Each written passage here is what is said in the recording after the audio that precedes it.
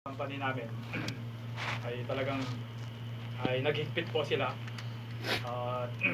Tatlo yung na-terminate sa amin. Gumagawa sila ng hindi maganda sa kumpanya. Gumagawa sila ng tabak. Gumagawa rin ng itak. Itak? Oo. So, yung time na yon, nandun ako sa tabi nila. Bakit daw hindi ko sinabi na gumagawa sila? Anong malay ko dyan? Kako, hindi ko alam. Hindi naman ako, napadaan lang ako. So, time na yon na kinausap din ako sa HR.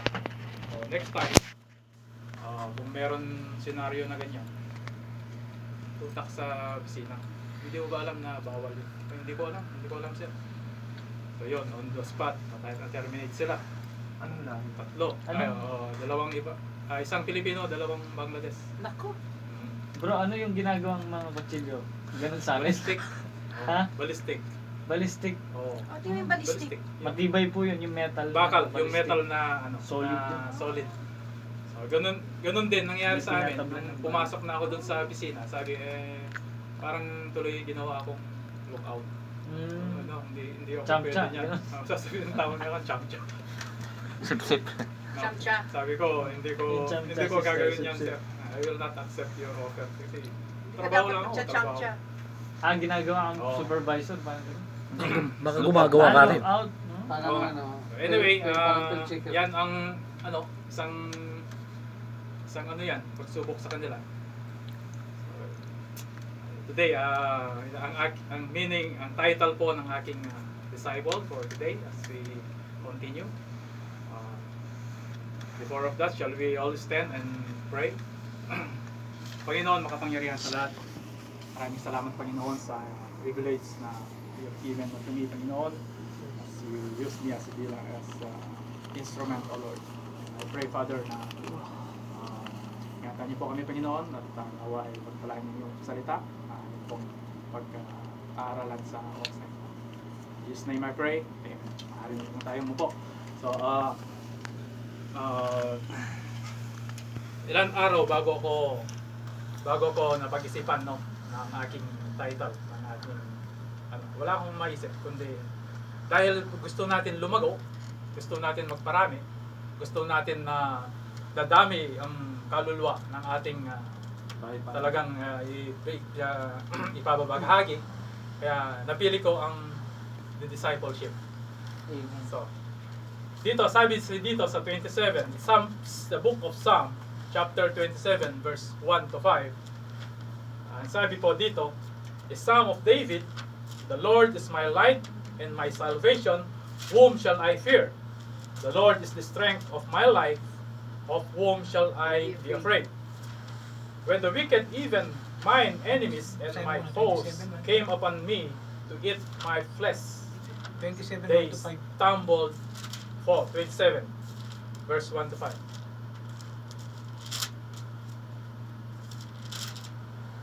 Nandiyan na po. Ayun. So, nasa verse 3 na po tayo. Though an host should encamp against me, my heart shall not fear. Though war should rise against me, in this will I be confident. One thing have I desired of the Lord, that will I seek after, that I may dwell in the house of the Lord all the days of my life. Behold, the beauty of the Lord, and inquire in his temple. For in the name of trouble, we shall hide me in this pavilion.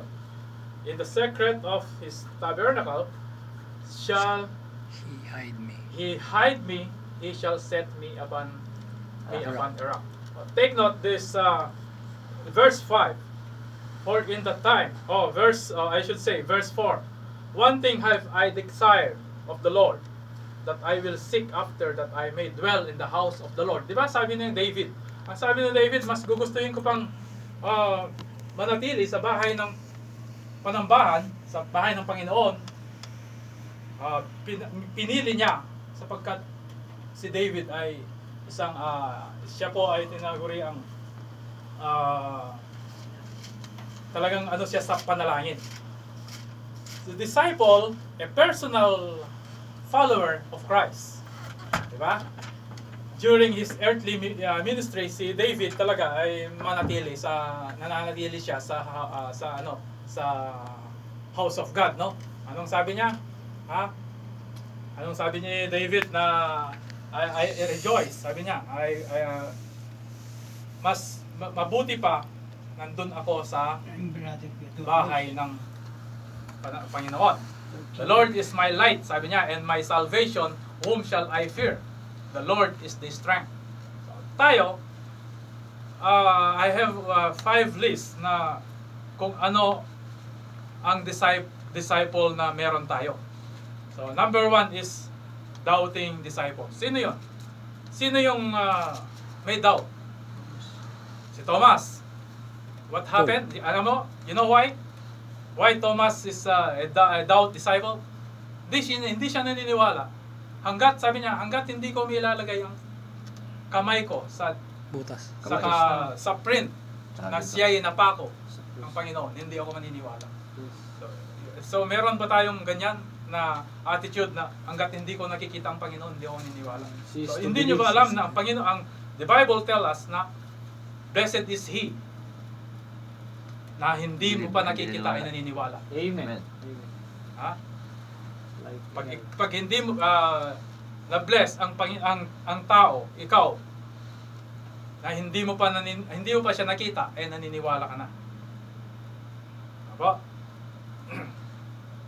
Ang result ng faith, doubt, result from little faith, na sinabi dito sa Matthew chapter 6 verse 30. Si Thomas, isang disipulo ng Panginoon na meron siyang doubt. Meron siyang tinatago sa sarili niya na parang hindi 100% naniniwala sa Panginoon.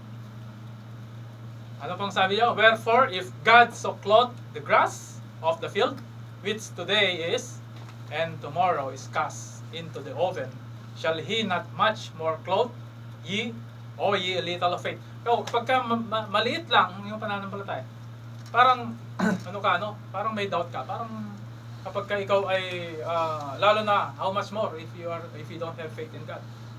Lalo na kaya mas lalong wala ka ng pananalig o pananampalataya sa Panginoon.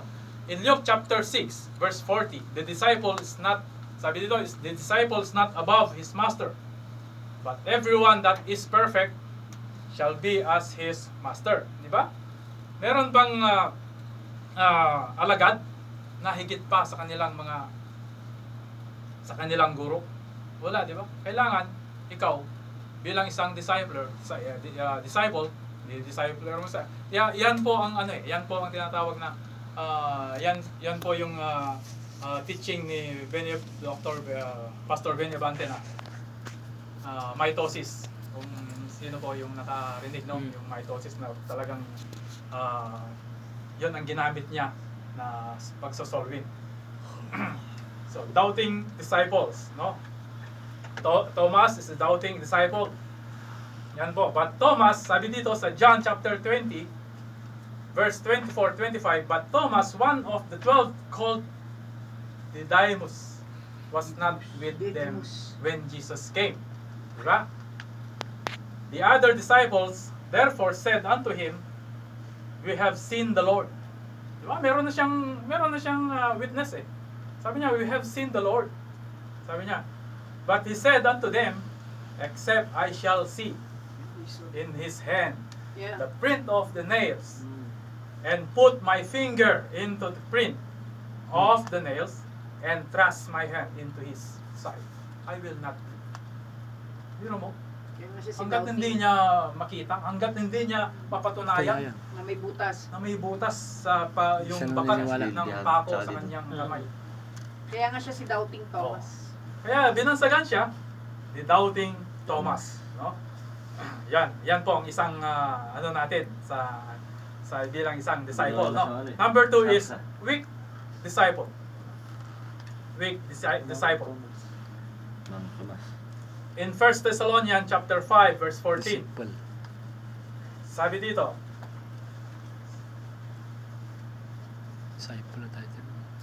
Now we exhort you, brethren, warn them that are unruly, comfort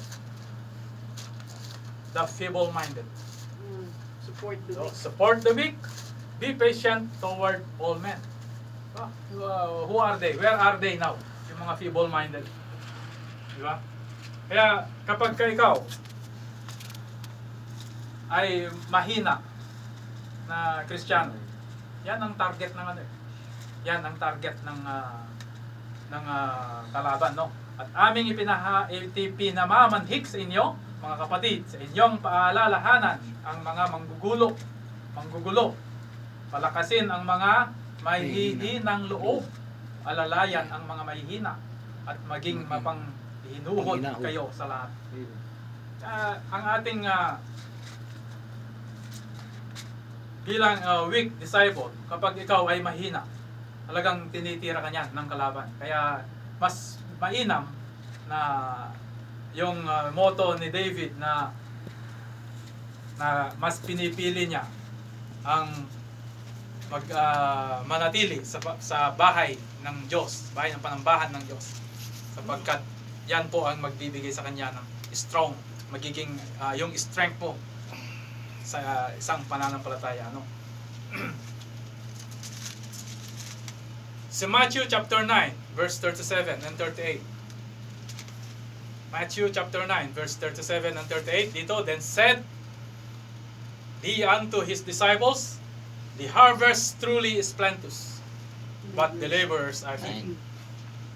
Matthew chapter 9 verse 37 and 38. Diba?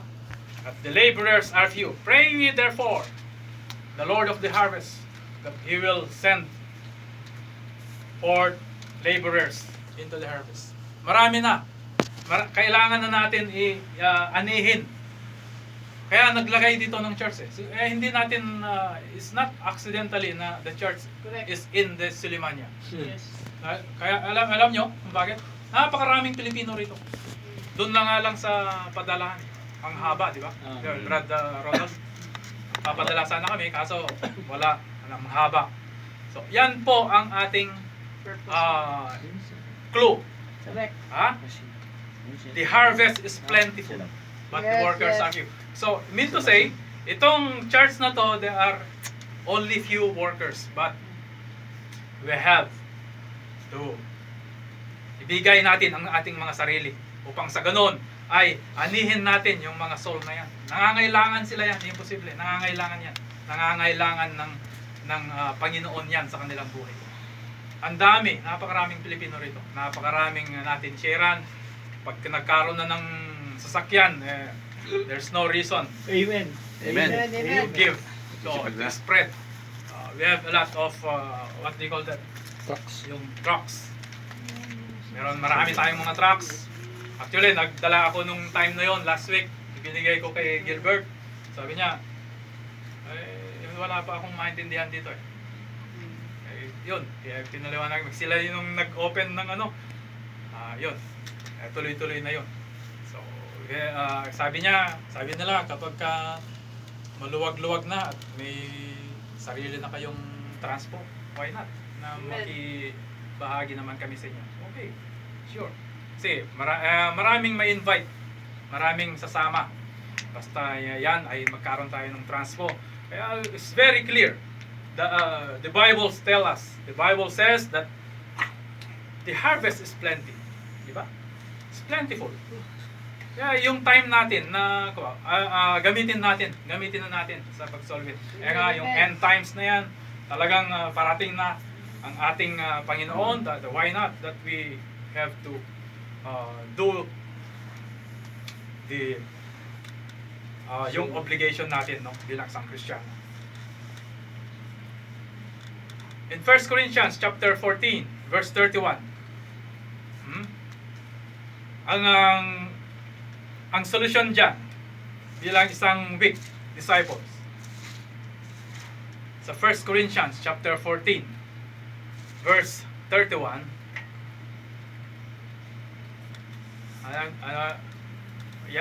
for ye may all prophesy one by one, that all may learn and all may be comforted.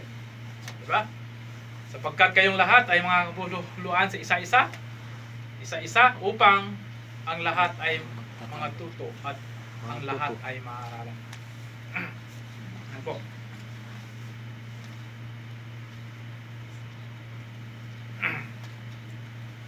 Secret disciple. Number 4, test the secret disciple. Alam niyo po ang secret disciples? Ha? Joseph was a man of character and integrity. Di ba? Between he was also a secret disciple. You know why? Si Joseph of Arimathea. Nagpalibing kay Kristo. Oo. Mayaman. Anong sabi niya Secret rito? disciple of Christ. In John chapter 3 verse 1 and 2. Yan si Joseph sa iba yung ugali. John chapter 3 verse 1 and 2. Dito. There was a man of the Pharisees named Nicodemus, a ruler of the Jews.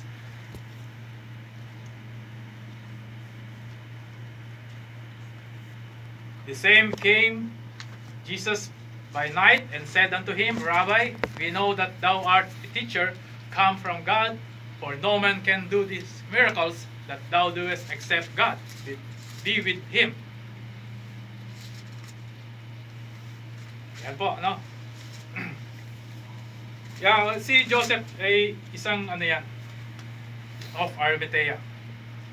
He's a secret disciples.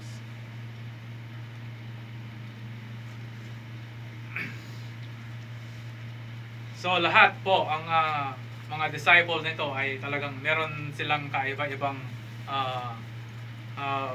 pag-uugali, no? So kapag tayo ay isang disciple, sana hindi tayo napunta sa mga ganito. So number 5, tawag dito is faithful and fruitful disciples. Fruitful and faithful disciple. John chapter 15 verse 4 and 8.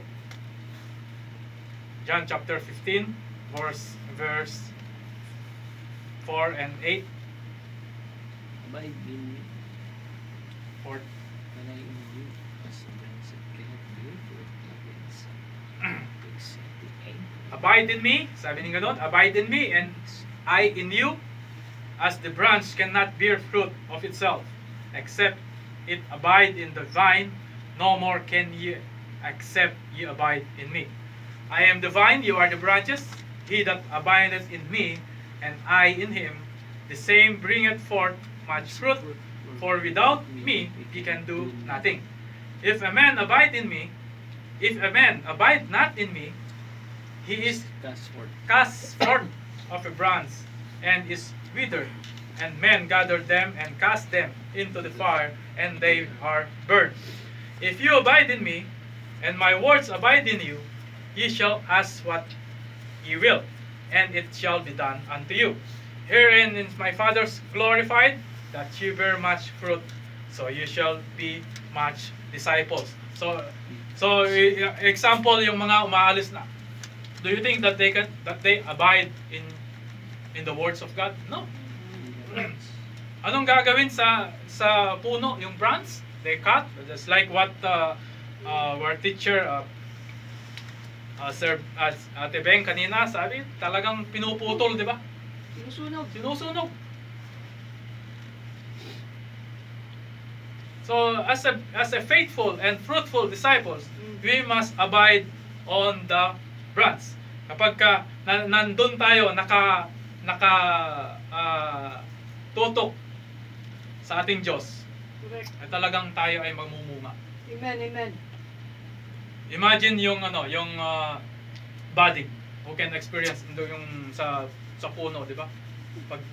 Pagka niluyo mo yan, hindi magkakaroon ng ugat. Yung budding, grafting, di ba? Pag di pinagdugtong mo yan, mabubuhay yan. Just like us, pagka tayo ay always on charge, always be faithful talagang lumalago ka bilang isang Kristiyano. Mm. Kaya sabi nga ni Brad Mark, kapag ka lumayo ka sa isang nagbabagang apoy, Mm. mawawala yung bagang. Bagang. Mawawala. Kailangan Uling. nakakumpel Lumapit ka kayo sa na kalayo. intact Sa para babagang laging uling. nag-iinit. Hindi yung hot and cold. Yung ganun. Para kang Yung tinatawag. dispenser. So yan ang sabi dito sa by learning and living Christ in John chapter 6 verse 44 and 45. John chapter 6 verse 44 and 45. Yung ano yan. Ano pa sabi dito? No man can come to me except the Father which had sent me draw him, and I will raise him up at the last days. And 45. It is written in the prophets, and they shall be all taught of God. Every man therefore that had heard and had learned of the Father cometh unto me. Now, there's no such reason why Nasusulat. we will not be continue. Kasi ang salita ng Panginoon ay buhay. Ang salita ng Panginoon ay naka-intact sa atin.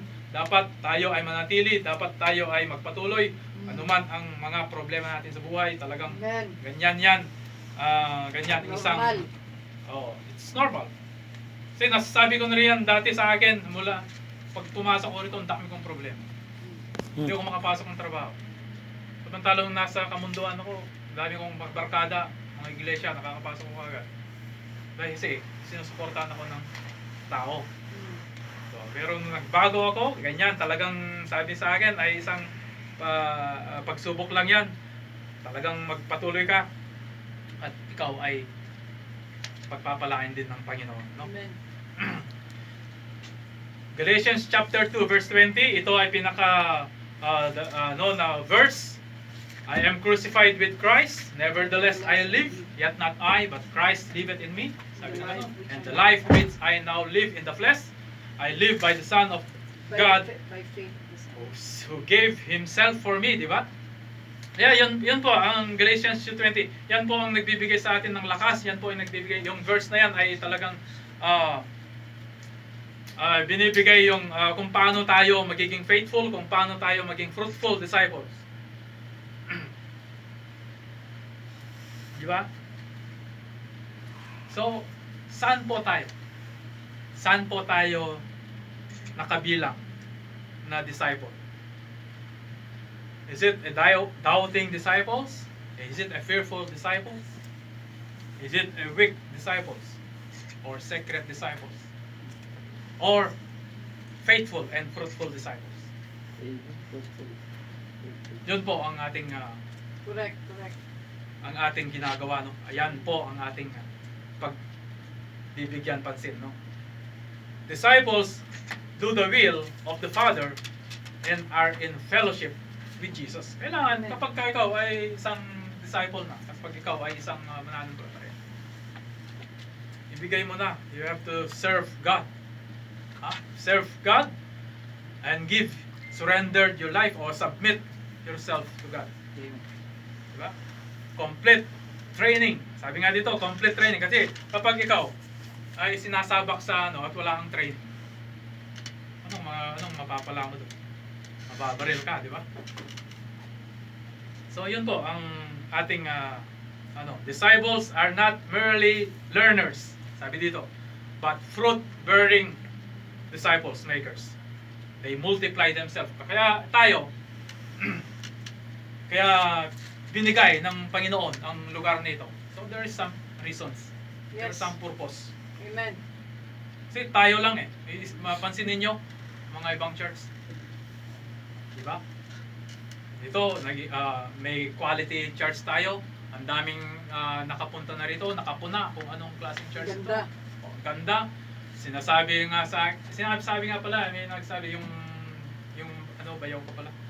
Sabi, ilang years na raw yung church nyo. Week pa lang sabi ko. Nagsimula kami dyan, month pa lang. Sabi. Parang nakita nilang kabuuan. Kasi nag-a-attend daw sa iba yun. Aha. Yung bayaw, nag-a-attend sa full gospel. Nakita niya yung pagkakagahan. Ang ganda, pagka-design Design. talaga. Glory Yan to ang God. church, sabi. Sa ibang church kasi, walang carpet. Tapos ano na, Marumi. upuan. Kaya, baka na-bless din siya, o kaya baka babalik din niya. So, let's continue. Kaya bilang isang mananampalataya, magtulungan tayo at Yes. mag-disciple tayo, mag-witness tayo. Amen. Kailangan natin, no? So that is the end of my topic Amen, for this afternoon. Shall we all stand? Panginoon, makapangyarihan sa lahat. Maraming salamat, Panginoon. At pag-aralan namin yung salita, Panginoon, that we are being a faithful and fruitful disciple. I pray, Lord, I pray for the harvest is plentiful. At kami po, ang gagawa ay talagang time na, Panginoon, upang kami po ay lumakad at mag-share, Panginoon. Salamat. In Jesus' name I pray. Amen. Amen. Okay, maraming salamat po. Maraming salamat, Brother Richard. Manatili po tayo nakatayo.